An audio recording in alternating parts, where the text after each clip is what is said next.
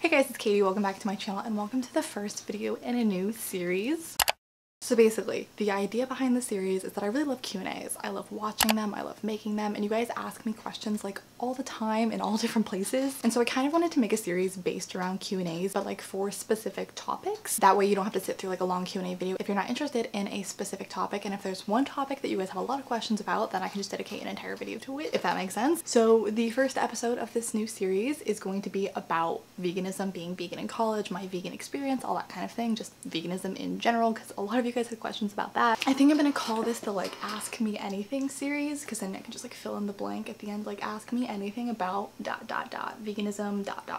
I don't even know, whatever you guys come up with. I really want to cater this towards you, so if there's a specific topic that you want me to cover in the next episode of this series, please leave that in a comment down below. I'm getting all of these questions from Instagram, so if you don't already follow me on Instagram, I'm just at Katesbookdate if you want to follow me over there, because that's where I get a lot of my feedback and that's where I talk to you guys, I'd say, the most. So yeah, I'm just gonna pull from your questions and try not to be too long-winded and hopefully answer some things or be helpful or just entertain you a little bit. So yeah, let's just get straight into it. So the first question is diving into the deep end, is why did you become vegan? I'm not gonna really get into that one super in depth here just because that's such a loaded question. I do have a whole video about it that I made, I want to say like a year and a half ago. It's not great and I'm really sick in that video, so my voice sounds pretty rough, but I'll give you the Spark Notes version. I became vegan the summer after my freshman year of college. Another question a lot of people ask is my family vegan or anyone I know vegan? The answer is no, I'm the only vegan that I know in real life. I have some like vegan online friends, but that's about it. And why I became vegan was just that I did research and it's just something that kind of clicked with me, just something that as soon as I learned about it, it made sense.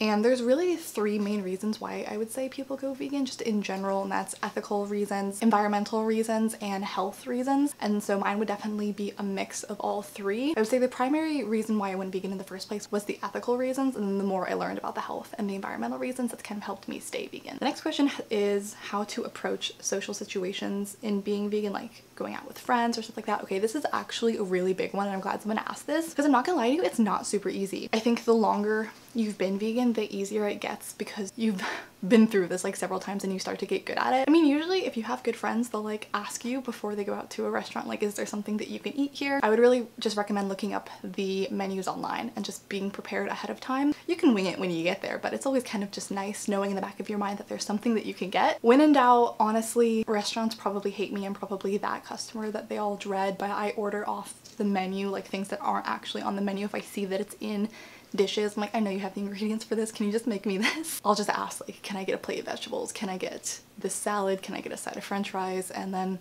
if there's really nothing for you to eat there, you know, you can eat beforehand and then just like have a little snack there, like have a drink or something, or you can eat afterwards. You can usually find something to eat almost anywhere, even if it's just like a side or something. I would say Mexican restaurants are really easy to find things. Italian's usually pretty easy to find things. So if you have a choice of where you can go, I would aim for those two. The next question is tips for transitioning into veganism. This one's hard to answer because I feel like everyone does this so differently. This is completely up to you and your preferences. I know people who like went vegetarian first and then they went pescatarian and then they cut out dairy and then they cut out eggs, and they did it like step by step over years, and they did it very, very slowly. I personally did it overnight, but that's just kind of my personality. I was just like, I'm all or nothing. Once I made the decision, I'm like, okay, this is what we're doing now. So it's really just what's feasible to you. What do you think is going to be realistic to you? Is it going to be really hard for you to cut everything out at once? Because if it is, you don't have to. Like, you can take this as slowly as you need to, and a little bit of effort is better than no effort. So just do what you can. Try your best and make sure you take care of yourself. If you can't do it all at once, it's not that big of a deal. I personally didn't eat a lot of meat anyway, like I just never really liked it, so the only hard part was like cutting out dairy and stuff like that, which I also didn't actually eat that much.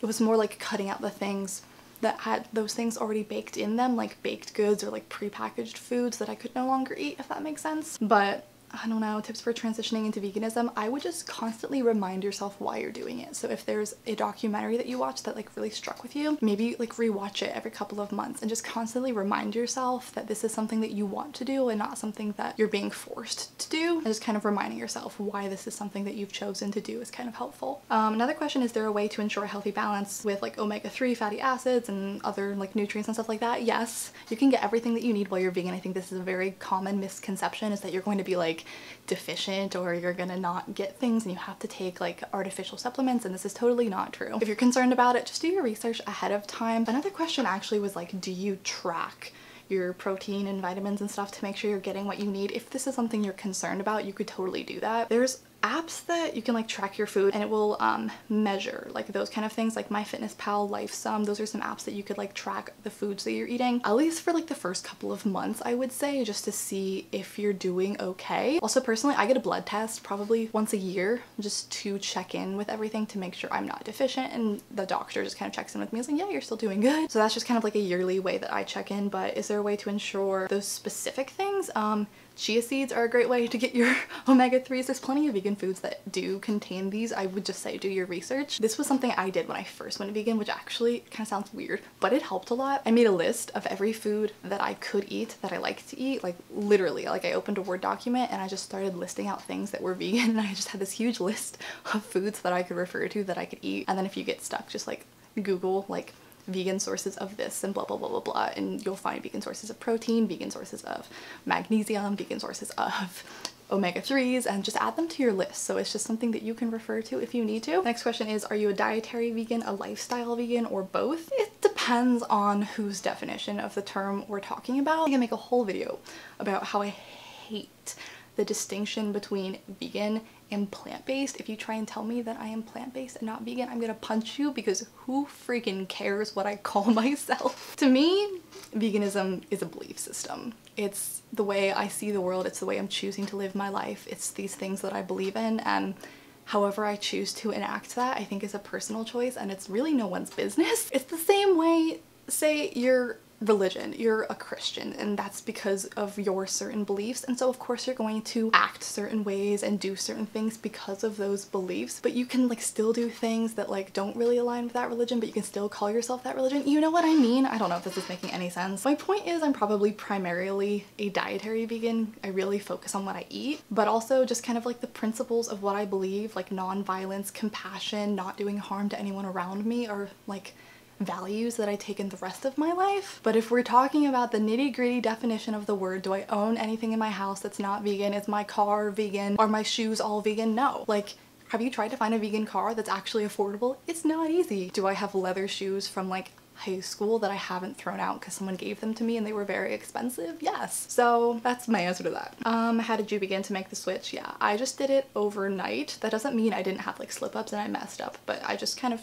tried to do it overnight. Do you ever crave foods that aren't vegan that you wish you could eat? Kind of, but not really. I feel like after you've been vegan for a while, meats and stuff like don't even look like food to you anymore. Like you don't even like associate that with something that you would eat. When I look at meat or I smell it or something, that's not something I want at all. If I was going to eat something like that, it would be like a vegan chicken substitute. I think if anything, something that I crave is just kind of the experience and the convenience of it. Like the habit that me and all of my friends in high school, we used to go off campus for lunch, and so we would all drive to Chick-fil-A and get a chicken sandwich and a milkshake.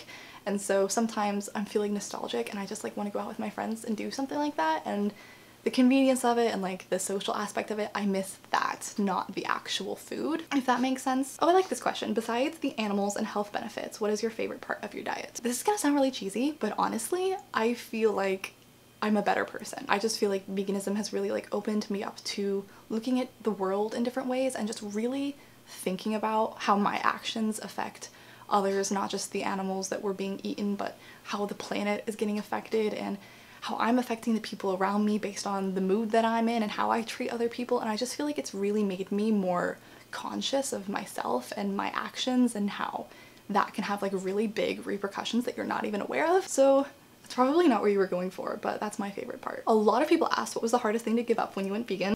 Probably like sweets and baked goods, because like I was saying earlier, when things are like baked into something already, like there are so many foods that you have like memories associated with, so it's like to no longer be able to eat like the family recipes that were made at Christmas and stuff like that. So you can veganize every recipe, and I have tried, and I've made all of my family try the vegan versions, and they're still pretty good, I'm not gonna lie. But I think if I had to choose one food that I miss, it's candy corn. When you're vegan, are you allowed to eat chicken? Like I said, do whatever you can. I mean, in the technical definition, no, but I really don't think it's a one-size-fits-all thing. I think some effort is better than no effort. If you're eating chicken, are you vegan? by the strict definition, no. If you eat chicken every once in a while but you're trying really hard to be vegan the rest of the time, I would say you are. Personally, I don't, but live your life the way you gotta live your life. Like, I don't think definitions are meant for us to like squeeze ourselves to try and fit into a little category. Like I said, I think it's more of a belief system than anything else. What, in your opinion, is the tastiest brand of vegan cheeses? Chow. C-H-A-O. Chow. That's the best vegan cheese I have ever tried. It's the only one I will ever buy now. Highly recommend it. More questions about how do you stay healthy while maintaining your diet, like vitamins and supplements and stuff. Personally, the only supplement that I have to take is B12, which if you're vegan, I would highly recommend you take B12. Honestly, even if you're not vegan, I would recommend you take B12. I take like multivitamins and stuff, but that's the only like actual supplement that I take. But something about when you're vegan, I feel like you kind of learn to listen to your body more than you did when, like beforehand, at least for me. Like I can really feel when my body like needs a certain nutrient or when I'm like not getting enough of something. You kind of start to pick up on your body's tells. So like for protein, for example, I can tell when I haven't had enough because I start to have like certain cravings and I start to feel a certain way. And so if that's the case, I'll like make sure to incorporate more tofu in my next day or something like that. So I think just like staying present and conscious and like paying attention to your body and what it's trying to tell you is how I stay healthy. I don't really track anything except for I do like the yearly blood test checkups just to make sure everything's okay. And then the last question I'm going to do is, what was the hardest thing about going vegan? I don't know. Probably, I think, patience with the people around you. If you're also vegan, I would be very interested to hear your take on this and if you had a similar experience. But I feel like probably the first year that you go vegan, you're so passionate about it. Like I'm still passionate about it, but you're also like angry because you've just learned all of these things. You've just figured all of this out, that you've been lied to your whole life, that this industry is so toxic and it's only surviving because of money and politics, and they're using that to lie to people, and it just makes you so angry and you just want to tell the whole world what you've learned and you just want to share this knowledge, and no one wants to listen to you. No one wants to hear it. No one wants to talk about this. And so I think the hardest thing when you first go vegan is just biting your tongue, and if someone asks you a question about it, explaining it to them calmly but not trying to force it down other people's throats, which you aren't doing in like a malicious way. You're just like so worked up about it that you want to tell everyone that you know. So I think the hardest part was just chilling out. So yeah, I think those are all the questions that I'm going to get to today. Thank you guys so much for sending in your questions. Make sure to leave a comment down below with a future topic idea for a new episode if you have a specific like category of questions that I should ask about next. Anyway, thank you guys so much for watching. I hope you're having a fabulous day. If you want to follow me on any of my social media, all of those links are down below in the description. And yeah, I'll just see you guys in my next video very, very soon. Bye. So hit me.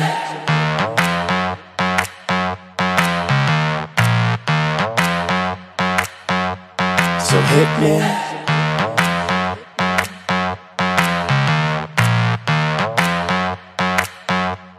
So hit me. First a confession. With you, I feel a connection. With you, it's